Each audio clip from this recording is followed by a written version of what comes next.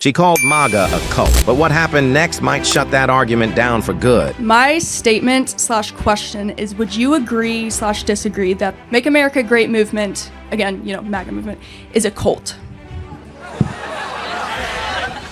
No. Why don't you explain to me and the audience what is a cult? Of course. Okay. Do you know any characteristics of a cult? According to the Bethune Cook University website, characteristics of a cult include isolating members and criticizing them for leaving. Would you say that members of the MAGA movement will criticize others for leaving? Well, yeah. I mean, but you guys criticize players that transfer out of the University of Tennessee football team. That's not a cult.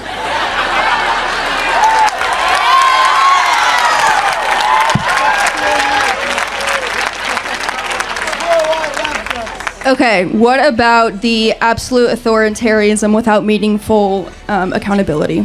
Okay, so what you're trying to say is that, like, what the leader says, the leader gets, basically? Yes, Trump. We have lots of disagreements in the MAGA movement. In fact, I'm more pro-life than the president is.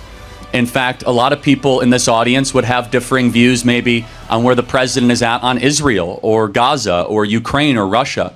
In fact, some people in this audience might say the president is not as pro-Second Amendment as they would like.